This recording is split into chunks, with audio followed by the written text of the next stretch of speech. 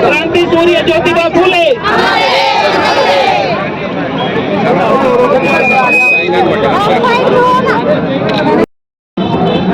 महात्मा ज्योतिराव फुले अमर रहे, महात्मा ज्योतिराव फुले अमर रहे, महात्मा ज्योतिराव फुले अमर रहे। लेकिन कुछ जो मैं लाइन है वो बोलना चाहता हूँ। अनपढ़ रखने की साजिश का इसका एक सारांश ये है कि इतने तीज त्योहार हैं, इतने सब पता नहीं संस्कार हैं कि उसको उस शूद्र किसान को, शूद्र अति शूद्र को टाइम ही नहीं मिल पाता था कि वो करे तो क्या करे। उसको तरह से कंफ्यूज किया जाता था, रोज कोई ना कोई उसको कंफ्यूज करने के लिए आया रहता था। शिक्षा के क्षेत्र में जो योगदान दिया, दशमी के दिन नामी जगहों के कोई पुरोहितों से गाँव करवाकर किसान पुत्र से उन्हें पैसे दिलवाते थे। तो कहने का मतलब ये था कि इसने इतना ज्यादा कर दिया, उसके पास टाइम नहीं होता था वो सोच सके कि मैं अपने औलाद को इसी अध्याय में इन्होंने लिखा है, आगे चलकर कुछ निष्पक्ष विधाओं वाले जो लिखा हुआ जो लिटरेचर है, जो किताबें हैं, उसको हम पढ़ें और रियलिटी में जाने उनके लिए कि ज्योतिराव फुले क्या थे, रियल में एक समाज सुधारक थे। आज आवश्यकता इस बात की है कि सोशल साइंस में इनको शामिल नहीं किया गया, पाठ्यक्रम में इनको शामिल नहीं किया गया। एक बड़े समाज सुधारक के साथ इस तरह का एक वो मैं कहना चाहूँगा कि बिल्कुल गलत है। सरकार को चाहिए कि इस तरह के क्रांतिकारी विचारक को, समाज सुधारक को, सोशल रिफॉर्मर को वास्तव में पाठ्यक्रम में शामिल किया जाए। साथ ही स्कूल शिक्षा से जुड़े हुए शंकर लाल जी बता रहे थे कि 6, 7, 8 की क्लासेज में ये है। मैं ये चाह रहा हूँ कि ये जो ग्रेजुएशन का पाठ्यक्रम है, जो सोशल साइंस है, जिसमें सोशल रिफॉर्मर पढ़े जाते हैं, उनमें ज्योतिराव फुले जी को पढ़ाया जाना अनिवार्य किया जाना चाहिए, शामिल किया जाना चाहिए। इससे इनका जो वास्तविक कार्य था वो आम जन तक आ पाएगा। धन्यवाद।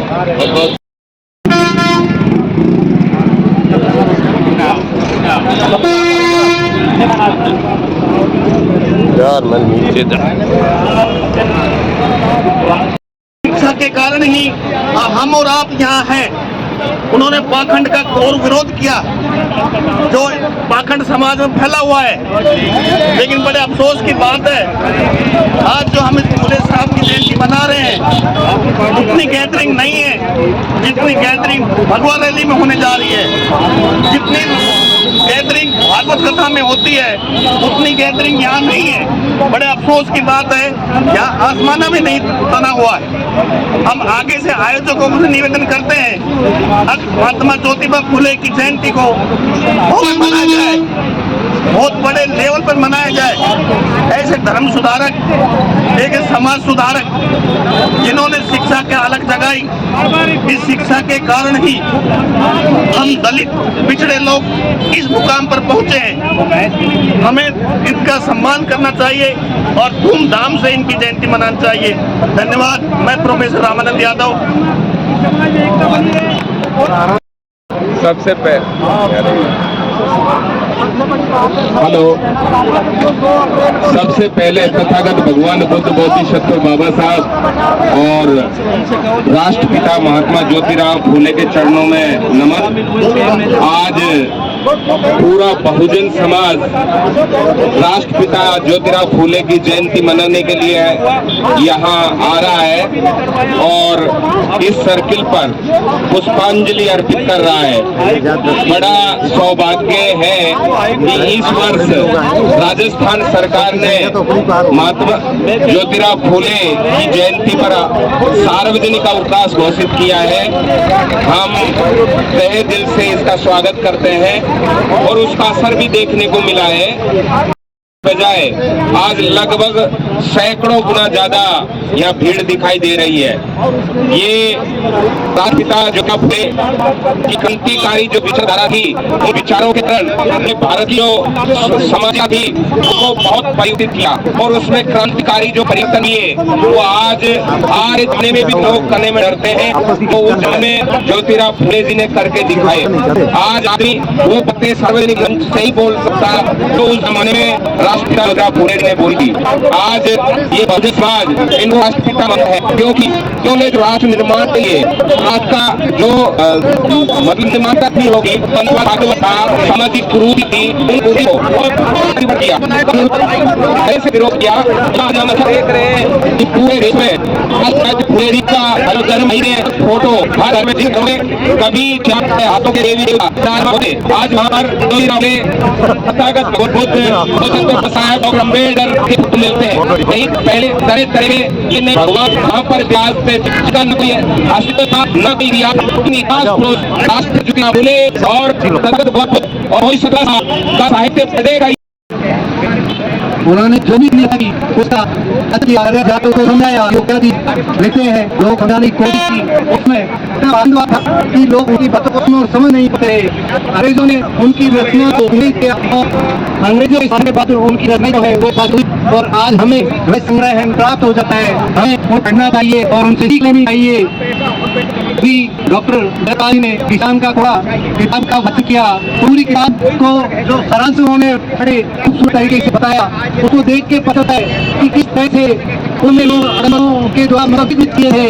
लोग किसान जो कुछ अपना रहन सहन गुजारे के लिए कुछ कमाता था, लेकिन कोई ना कोई नए आडंबर की वजह से वो सारा कमाया होकर गवा देता था। इस तरह से एक बच्चे का जन्म जो होता है, जन्म से लेके मृत्यु तक हर एक तरह के ऊपर एक तरह के अनुष्ठान और पाखंड के आयाम स्थापित कर रखे थे कि जो गरीब व्यक्ति है वैसे परिवार का पेट पला और उस अनुष्ठान के अंदर वो जो है गलते हुए चला जाता था। बड़े अच्छी तरीके से उन्होंने इस चीज को लिखा है। आज इस बात को कहने से लोग डरते हैं, लेकिन उनकी जो बातें हैं वो पढ़ लिया जाए और उनको यदि हम आत्मसात कर लें, हम उनके ऊपर अमल करें तो शिक्षा के अंदर हम आगे बढ़ सकते हैं। मानवाधिकारों को पाने के लिए शिक्षा एकमात्र उपस्कर है। जब समाज के शिक्षा जब आता है तो सामाजिक क्षेत्र बढ़ती है, उस सामाजिक क्षेत्र के द्वारा ही हम अपने मूल अधिकारों को प्राप्त कर सकते हैं। महात्मा ज्योतिराव फूले का जो संविधान है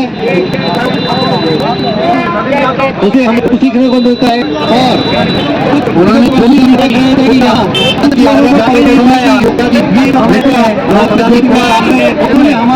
है, हम देश है दोनों समय या तो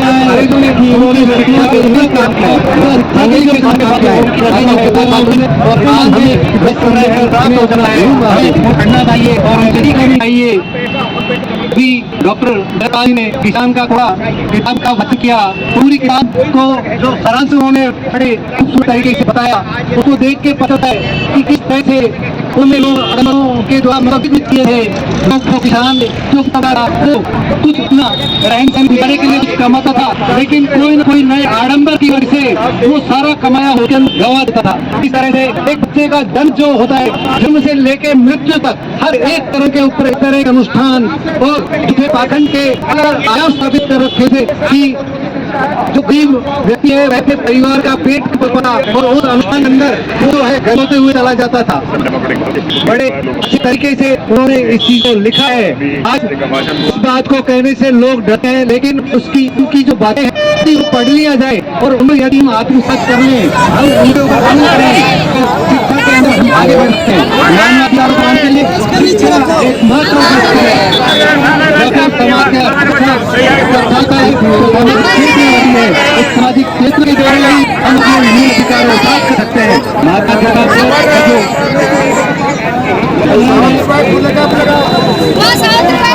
उसे हर किसी को होता है और हम देख रहे हैं कि वहाँ कुछ लोगों को पता नहीं था कि ये महात्मा ज्योतिबा आपने हमारे लिए क्या है। और धीरे लोगों को जो है कहते हैं कि उन्होंने शिक्षा के लिए क्या काम किया है, शिक्षा के लिए कितना काम किया है। अब मैं बता रहा हूँ उसमें मानते डॉक्टर अम्बेडकर अपने अपना गुरु मानते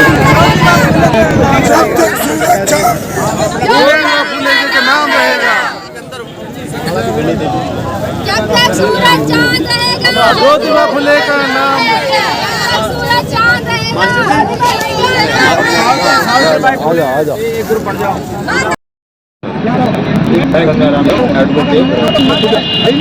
आज ज्योतिबा फुले की जयंती मनाते हुए लेकिन साथ में आपको इस बात का होता है ज्योतिबा फुले, डॉक्टर अम्बेडकर, वीर और रैदास इनके बताए हुए रास्ते को हमें छोड़ दिया। और खास इस बात का होता है हमारे पढ़े लिखे लोग जिनके पास में आज भी पैसा गया है वो आडंबर और अविश्वास पूर्ण से रद्द हो गए हैं। मंदिरों में चक्कर लगाते हैं और तरह तरह के आडंबर करते हैं और की ऐतरफ शक्ति के कंपा पर अपना जीवन निर्वाह करते हैं। वो ऐसा सोचते हैं कोई ऐसा शक्ति है। जब तमाम बातों का पहले ज्योतिबा फुले, दूसरे भीमराव अम्बेडकर, इन दोनों ने जो रास्ता बताया था धर्म के नाम पर जो सत्य शोधक समाज की स्थापना की थी सत्य ज्योतिबा फुले उसके अंदर उन्होंने कहा था पूरी दुनिया का एक ही धर्म वो है जो दृष्टि जो है तो कुदरत जो है वो हमें सब कुछ दिखाती है। जो हम आँख से देखते हैं, कानों से सुनते हैं, जिह्वा से स्वाद करते हैं, जब से स्पर्श करते हैं वो हमें अच्छा और बुरा सामने आता है। इधर है हमें उसका सुधार करना चाहिए। हमें चाहिए हम कुदरत के नियमों के विरुद्ध न जाए, हम तरह तरह के आडंबर फैलाएं और उसके अंदर चाहे कोई किसी भी किसी भी मजहब में जन्म लेता है वो उसको समान माने। और ये उन्होंने साबित करके बताया कि उन्होंने कभी किसी ब्राह्मण का या जो अपने आप को ऊंचे थे और कभी कोई अतिरिक्त सम्मान उन्होंने नहीं दिया। और उन्होंने जो हमारी परंपरा है परंपरा से जो विवाह शादी होती है उनका भी न सिर्फ विरोध किया बल्कि परंपरा सुखी।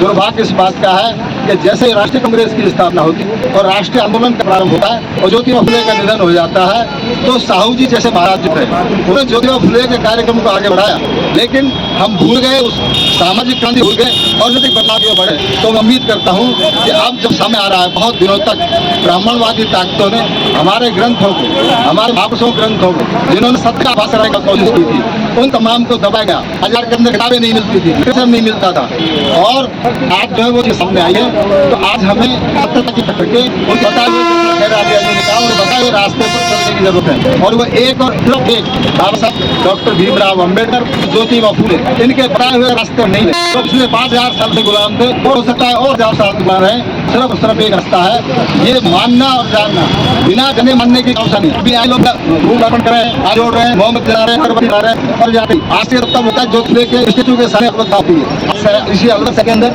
क्या आप देखिए एक तरफ रैली निकल रही है। ये हमारे लिए सुनिश्चित किया है। आज कोई खास दिन नहीं था, आज खास दिन था ज्योतिबा फुले का, लेकिन उनको ज्योतिबा फुले के कार्यक्रम को फीका करने के लिए पूरे शहर के अंदर भगवा रैली निकाली जाएगी। बहुत सारे मरों का कर दिया गया है। तो मैं कह चाहता हूँ कि जो उनसे प्रभावित है, जो प्रताड़ित है, जो शोषित है, जो छिड़ा है, जो अपना अपमान महसूस कर रहा है उन्हें ज्योतिबा फुले के रास्ते पर चल करके ही उत्थान हो सकता है और अपने उत्थान की प्रयास करना चाहिए। जय हिंद।